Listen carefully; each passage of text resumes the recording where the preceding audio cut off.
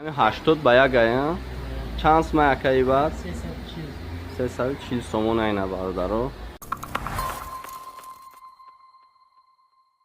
سلام علیکم برادران و خواهران عزیز، خوش اومدین به کانال همنوا. با شما هستم علی اکبر. امروز نرخی در تریزای پلاستیکی را میبینیم برای شما. قطعی برادر الهام یکم بار ویدیو ده کانتر ازام کشاو نرخی ضرور دیده بودن در کامنتاری ها بسیار خواهش کردن که نرخی تریزای پلاستیکی و هم ساختمانی هم خیلی سورا ببینین. یکم در ویدیو لایک مونین و ویدیو رو در ایمو پدلیت سکنین، بعدم به حضور چکو کنن ایلون تماشا کنین. رفتین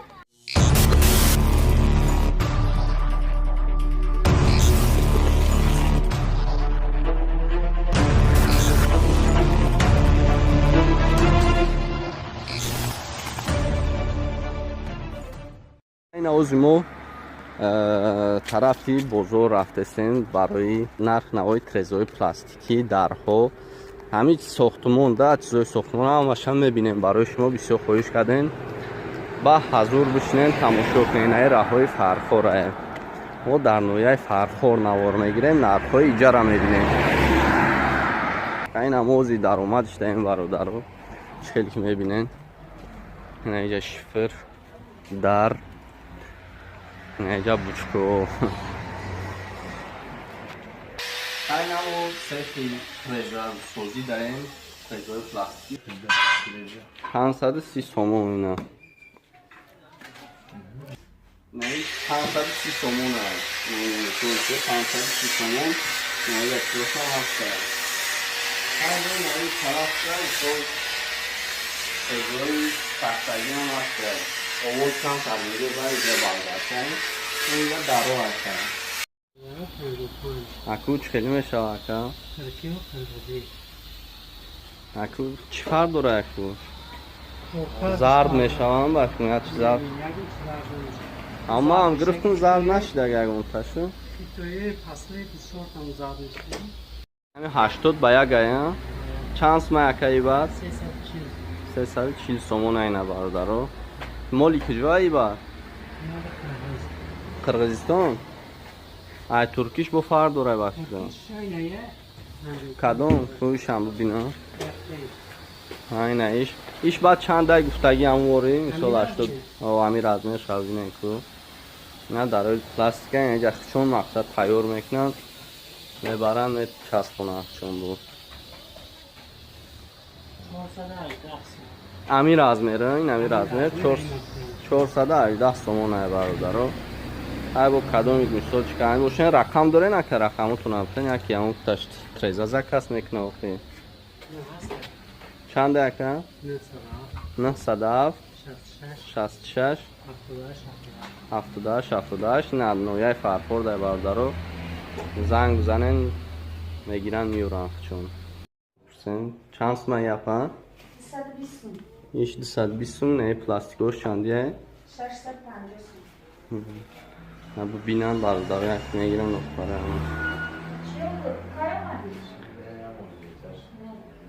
نه تریزه ایش تختگیه ایش پلاستیکه نرخوش های نگفتیم. این دروش این در چند سمه یپای نه ایسیو؟ درونش خلیه ای را یک چه خلیه ای؟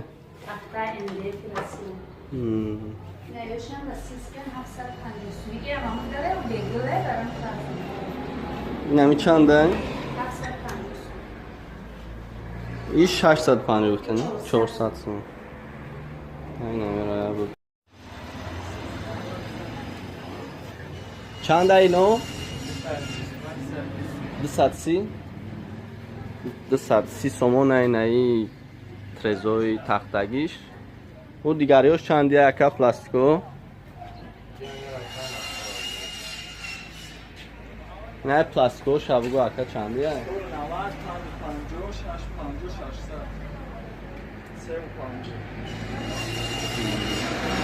نه خورده بیسته نه یاشا چند گفتی اکا؟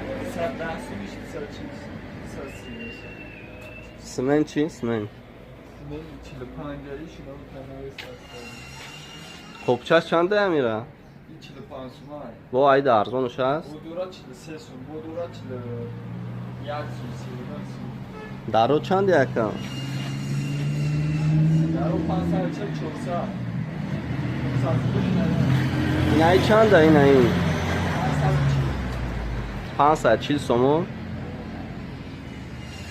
این در تریزه نرخ نوش.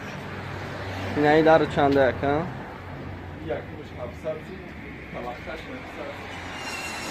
900. چکی چه خیلی طبقه ای؟ 500 یک 20 تا این مایدکشم در روی نشانم برش کنم. این؟ نروش.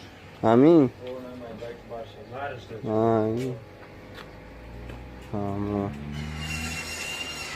هر آمد نهش ببینیم همه 600 نه؟ نه بچه نه نه یه پروفیل هم اگه اینا نرخ چند اینو؟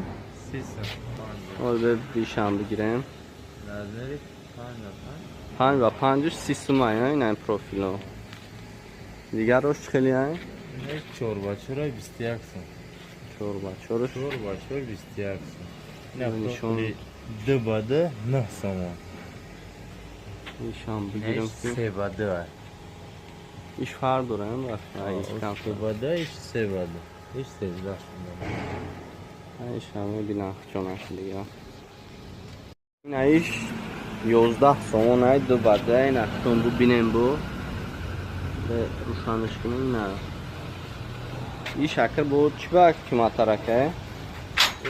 ماتریال شون سپیدش رفسیس که ممکن با هم خود بیرسید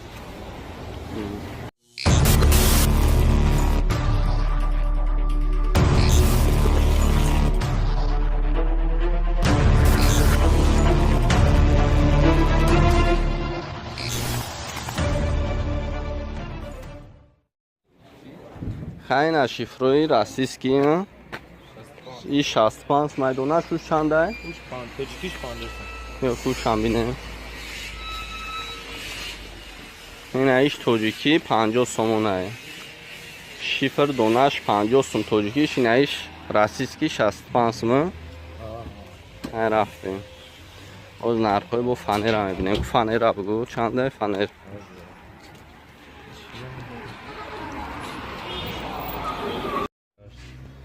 48 سومیش چنده؟ 50 سن شام بگیریم نباره ایش 48 سومه یا؟ باقیه چون چی باشه؟ 52 سوم همه چنده هم؟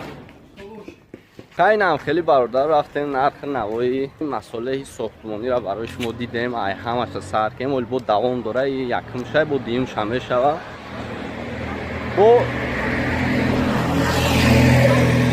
خیلی با فکراتون بنویسیم که مقصد چیزا را ببینیم مثال تو مخچر همه گفته میبینیم اکی یکم شد ولی بود دیمش میشود فقط شما دستگیری کنین ویدیو در لایک شپکش کنین ویدیو را در ایمو واتساپ پدلیت کنین باقی در پناه خداوند باشید Nigarum tagi dalanu kadush navdani hole Abru hilole Siyah buyu kajabruyu labash surkhi lole Sahi jamale Nigarum guli nazay Bari rush zulfi darazay Nigarum guli nazay Bari rush zulfi darazay Shakar girdi zabanush gapakash banda navazay Dayi khole Shakar girdi zabanush gapakash banda navazay